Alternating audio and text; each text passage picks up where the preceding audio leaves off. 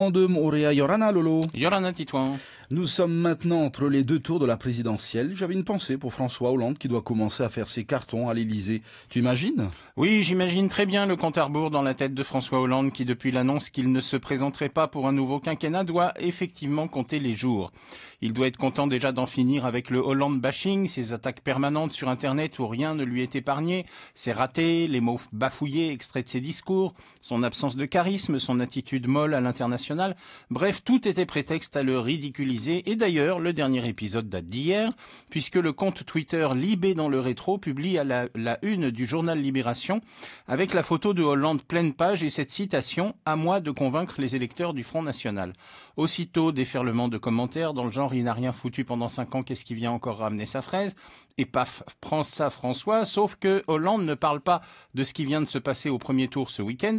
Il s'agit en fait d'une archive de 2012 avec une déclaration qu'il avait faite entre les deux tours. Mais pas grave, hein, c'est toujours pareil. On commente, on partage, on s'excite, on s'énerve sans jamais rien vérifier et on tombe dans le panneau alors que ce n'était même pas une fausse info. Il fallait juste vérifier la date et le contexte. Mais tout est prétexte à dédlinguer Hollande, ce qui fait qu'effectivement il doit compter les jours et être pressé de laisser les clés de l'Élysée à Macron ou à Marine Le Pen. Sans doute doit-il commencer à faire ses cartons et à penser aux mois qui viennent en faisant des projets personnels. Bon alors Hollande, ça va pas être le style Sarko, hein. On l'imagine mal aller faire des conférences au FMI ou des colloques pour des fonds de pension, payer une fortune aux quatre coins du monde.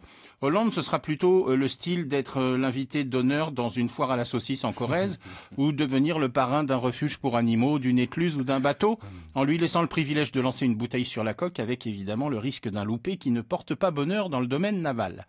Pendant ces derniers jours à la tête de la présidence, il fera évidemment le strict minimum, hein, comme par exemple venir faire une allocution en cas d'attentat, comme l'autre jour aux Champs-Élysées.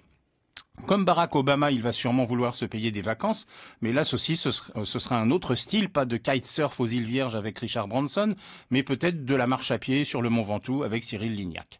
Et puis sorti de 5 années comme président, c'est François, l'homme, qui va pouvoir penser librement à sa vie personnelle en faisant des projets avec Julie Gaillet. D'ailleurs, pourquoi pas un petit voyage en Polynésie? Il y a de la place à Tetiaroa, Bora, Moorea ou ailleurs. On n'imagine pas non plus Hollande sur un paddle, hein, c'est plus le style pédalo. Je vois bien Hollande en short au marché de Papeete à qui on ferait goûter du fafarou ou dans le lagon de Moorea au milieu d'un groupe de raies. François et Julie paparazzi en train de s'enlacer dans le lagon de Bora, vous la voyez, la une de Closer, la double page dans Gala? Hollande qui se fait tatouer Julie Waherevo Yahweh dans le bas du dos. Et puis la petite visite de courtoisie à la présidence avec un cadeau bien diplomatique d'Edouard Fritsch, un scooter en chocolat. En attendant, c'est un autre genre de people, c'est Hugh Jackman, Wolverine, qui est au Fénois et il paraît qu'il n'a pas son pareil pour découper un filet de thon en sashimi en quelques coups de lame. Ouh, merci Lolo. T'as un état de la place à la maison pour les accueillir? Pour Hugh Jackman, oui.